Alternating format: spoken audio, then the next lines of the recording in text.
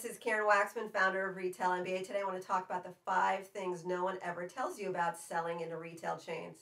So if you have a great physical product that you think should be on the shelves of, say, Home Depot, Macy's, Kroger Grocery Store, Walmart, CVS, whatever it is for you, this little training will walk you through the 5 things no one ever tells you about when selling to retail chains. So let's talk about those 5 things. First thing is you want to definitely walk the stores before you talk to a buyer. What does that mean? So say you want to sell to CVS. What's going to happen is you're going to reach out to CVS in a very particular way and hopefully get her interested in your product. But in that conversation, she's going to ask you some very specific things, especially if you have a physical buyer meeting where she's having some discussions about your particular product. She's going to ask you which store you went to. This is for all retail chains. The buyers really want to double check that you went to their stores, took a look around, and really studied what they're doing, because she's going to ask you when you went, which store, what you thought, what was missing, and so forth. The reason she's doing that is because she's so tired of people just trying to sell her stuff, and you never even take a look at the stores or paid attention or spent a lot of time trying to figure out how it could help her versus only her buying products from you. She is dealing with people all over the globe contacting her all the time, and when you don't walk her stores, it offends her. So there have been times where I literally couldn't go to a store, right? Because maybe the store wasn't anywhere where I was living. And I would do anything to review those stores right before the meeting. I'd fly in early, whatever it took, because I knew she was going to ask that question. You just want to honor that buyer. And what you're looking for really is, okay, why would I put my product, your product, into our stores?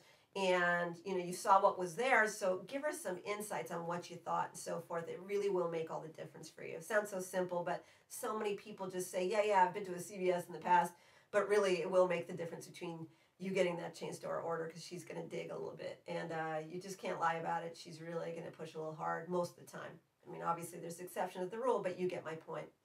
The next thing is that people never tell you about selling in chain stores is that you want to check out their resource center.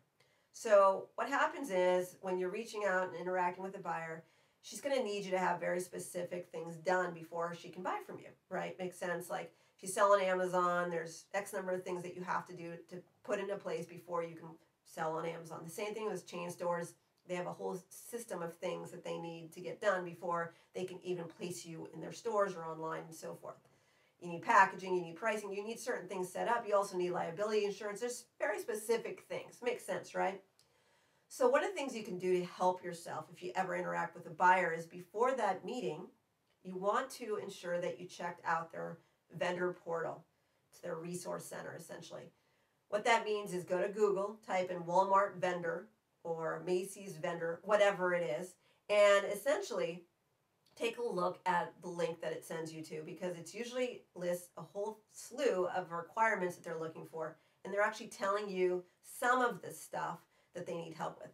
They're not going to give you specifics on a lot of other stuff, but the core basics, certain software you're going to need, whatever it is, they list it on their website.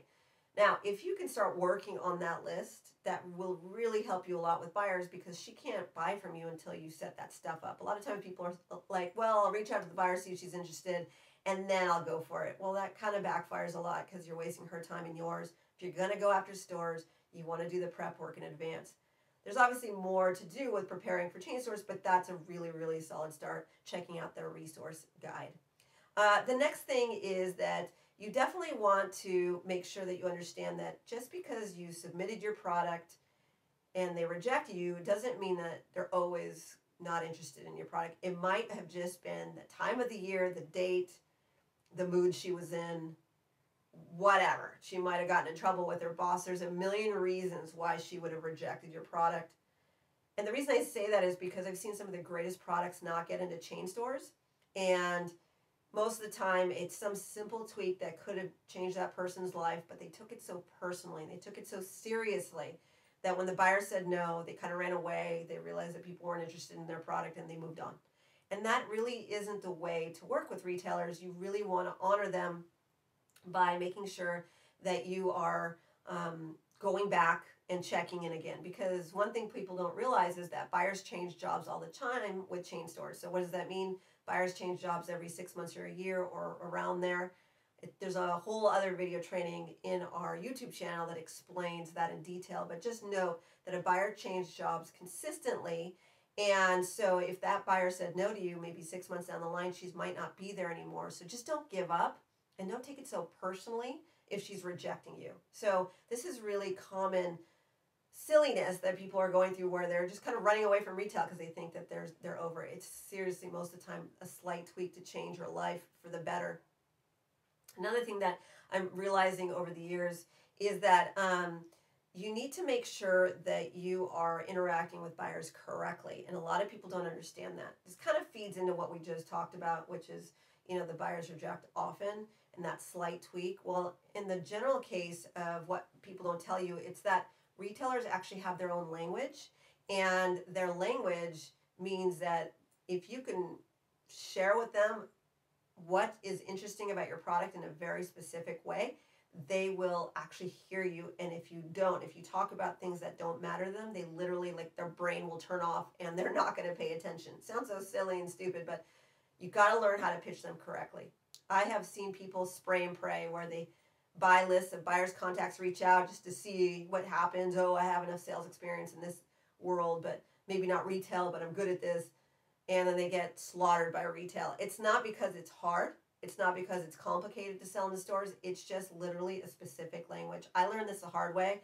When I first got started selling to chain stores back in the early 2000s, I thought I was cool. I had years of sales experience. I knew I could sell to anybody. But when I got to retail, man, they just did not hear anything I had to say until I really understood who they were and what they wanted and spoke to them deliberately in a specific way about my particular product I was trying to sell to them.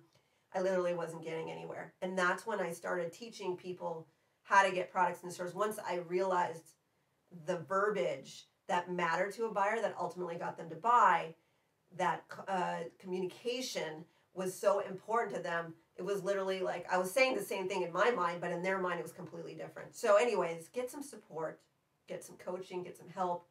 Because again, one chain store order can mean millions of dollars to your business and your bottom line.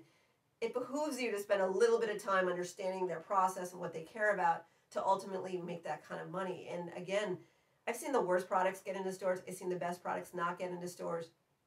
It's not always about your product. It's about how you can convince them that your product should be on store shelves. And I've seen a lot of stuff, and trust me, you can a lot of times get a buyer to pay attention to your product if you're willing to work at it a little bit. So anyway, that's something to consider.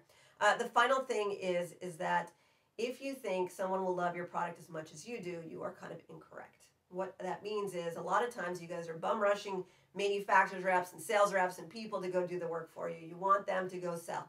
You just want someone else to do it. You're the business owner, you're whatever, you're busy. You don't want to do the work. I totally get you. The problem with that is that in the rep world, in the retail world, what happens is that people don't care about your business as much as you do. And sometimes it takes a little while to open up that first account with chain stores. Now, once you open up that first account, like say Home Depot, whatever it is, then all of a sudden it becomes so much easier. It's that first account, because what happens in the retail space is the buyers are checking each other out and seeing what they're buying and so forth. So they might reject you just based on the fact that you've never sold at chain stores before. So you got to work at it a little bit and get them interested in your product. Find someone to say yes to you. And then you go back to the other retailers. And it's the weirdest industry. They would love to know that you sold your product to their competitors. It actually is a weird thing in this space. A lot of times they really, really want to know that you've actually had sales in retail. Now, you have to start somewhere. And the reps will play around with it a little bit. But, if it's not selling right away, they're not going to do anything for you, which is why people come to me 2 years later a lot of times when reps didn't get them anywhere and they had to figure out how to do the work themselves. So my point is that, again, educate yourself, understand what's going on in the space, maybe help yourself out by opening up one account and then handing the business over to somebody else, or just don't have the expectation on day one that these reps are going to rock out and you're just going to crush it on day one. They need to open up that first account.